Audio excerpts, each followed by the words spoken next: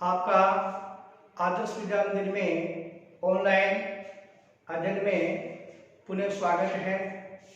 आज हम कक्षा 8वीं में unit number 1 the best Christmas present the world, जिसका हमने अध्ययन कर रहे थे और उस यूनिट के फर्स्ट पार्ट का अपने अध्ययन किया। फर्स्ट पार्ट के अंदर हमने लेखक के द्वारा बताई हुई बातों को ध्यान किया कि वह जो है ब्रिजडॉर से एक मार्केट से जो रोल्टो डेस्क खरीदता है और उसको ठीक करने के लिए वह अपने घर में बने हुए ग्रेज में लेकर आता है और उसको जो ठीक करता है और उसकी ड्रॉवर में से वह एक पत्र को प्राप्त करता है। यहाँ तक हमने उस पत्र में क्या लिखा हुआ था, इसका हम आज इस the best Christmas present in the world के पार्ट नंबर 2 में हम अध्ययन करेंगे। यहाँ पर सेकेंड पार्ट में उस पत्र के बारे में जो बताया गया है, पत्र को डिटेल से पढ़ने से पहले हम ग्लोसरी पर ध्यान देते हैं। जो यहाँ पर जो कठिन शब्द आए हुए हैं इसको हाईलाइट किया गया है। क्रिस्प का अर्थ होता है खुशनुमा रूप से, शुष्क व ठंडी। ट्रेंचेस यानी छिपने हेतु बनाई गई खाइयां। सैनिक लोग जो है युद्ध के दौरान सीमाओं पर जो है खंडक बनाते थे, अर्थात गहरी खाइयां बनाते थे जहां पर वह छिप सके और शत्रुओं की हर गतिविधि को देख सके।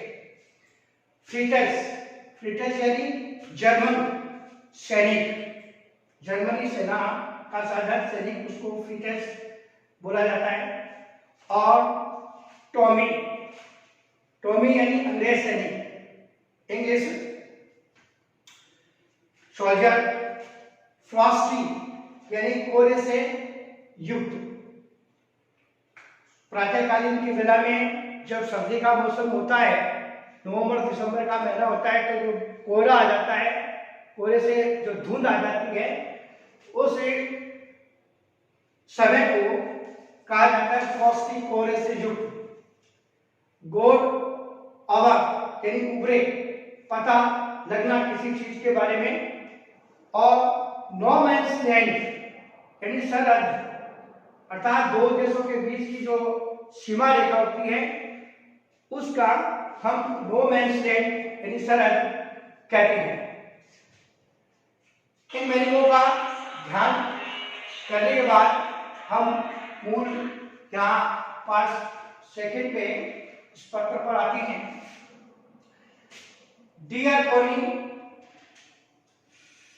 I write to you in a much happier frame of mind because something wonderful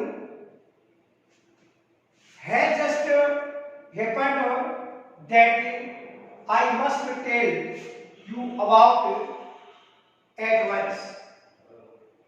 We were all studying in our trenches yesterday morning, Christmas morning. It was crisp and white all about, as beautiful a morning as I have ever seen, as cold and frosty as a Christmas morning should be. I should like to be able to tell you that we began it, but the truth I am ashamed to say is that we just began it. First, someone saw a white flag waving from the trenches opposite. Then they were calling out to us from across no man's land. Happy Christmas, Tommy. Happy Christmas. When we had got over the surprise, some of us shouted back, "Same to you." Fritters, same to you. अब हम इसका निर्वाह करते हैं, पुनः अपन ध्यान करेंगे। Dear Connie, प्रिय Connie, I write to you in a much happier frame of mind. A much happier frame of mind अर्थात खुशनुमा, खुशी से जब हम होते हैं उस को हम much happier frame of mind यानी खुशी से। I write to you in a much happier frame of mind because something wonderful has just happened that I must tell you about at once. मैं तुमको जो है बहुत ही खुशी का इजहार करते हुए तुम्हें पत्र जो है लिख रही हूं। बिकॉज क्योंकि something wonderful has just happened, क्योंकि अभी अभी कुछ जो है आश्चर्यचकित करने वाला जो है घटना हुई है। That I must tell you about at once, जिसके बारे में मैं तुमको जो है तुरंत जो है बताना चाहती हूँ। एट वंस यानी तुरंत, यानी पत्र में लिखा गया है कि मैं आपको बड़ी बेहद खुशी के साथ ये पत्र लिख रही हूँ क्योंकि अभी अभी ऐसा कुछ घटित हुआ है जिसके बारे में मैं समझती हूँ कि तुम्हें इसके बारे में तुरंत मुझे बताना चाहिए।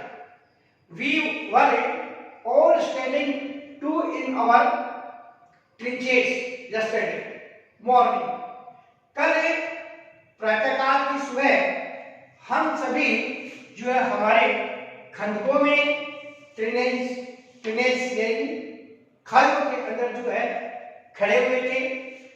क्रिसमस मॉर्निंग, क्रिसमस का की जो सुबह थी, it was crisp and quite all about, और ये जो प्रातःकाल थी वो बहुत ही खुशनुमा रूप से शुष्क एवं बिल्कुल जो है ठंडी और शांति। As beautiful a morning as I ever seen, और ये वैसे ही सुंदर प्रातःकाल थी जैसा मैंने इसको देखा था। एज हॉट एंड फ्रॉस्टी, उतनी ही ठंडी और कोहरे से युक्त as a Christmas morning should be, जैसे कि एक क्रिसमस की जो प्रातःकाल होनी चाहिए वैसे ही वो जो प्रातःकाल थी वो ठंडी और शुष्क और कोहरे से युक्त थी।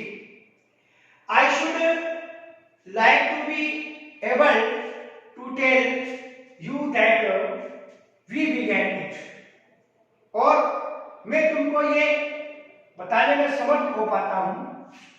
Should like to be able to tell यानी मैं तुमको बता पाता कि you that we began it, कि हमने इसको जो है प्रारंभ किया। अर्थात ये जो पत्र में जो बता रहा है कि हमारा मानना था कि हमने इस क्रिसमस डे को जो है शुरू किया था, लेकिन मैं तुमको बता पाता कि ये हमने इसको प्रारंभ किया था।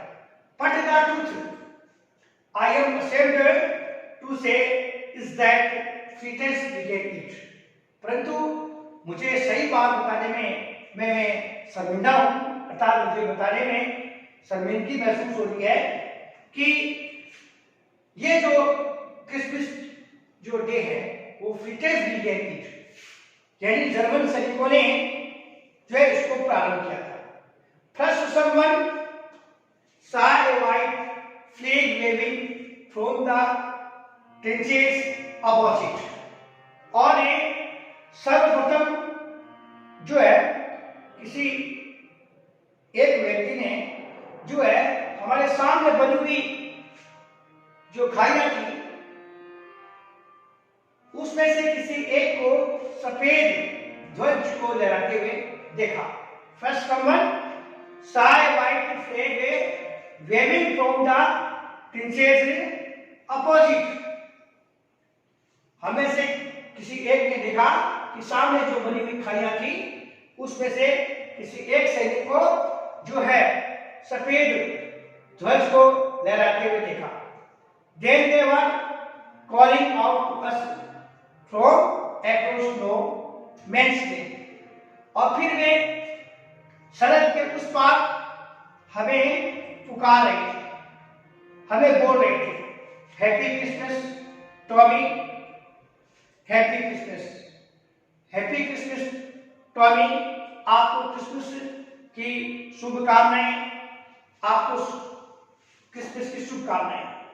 When we had got our the surprise, और जब हम इस आश्चर्यचकित करने वाली बातों से उबरे, हमें पता चला, सब वापस से साउटेड पे, तो हमें से वैसे भी जो कोई जो है वो पुनः चिल्लाकर उसने कहा, सेम टू यू फ्रीटेज, सेम टू यू, आपको भी क्रिसमस की हार्दिक शुभकामनाएं, फ्रीटेज आपको भी शुभकामनाएं।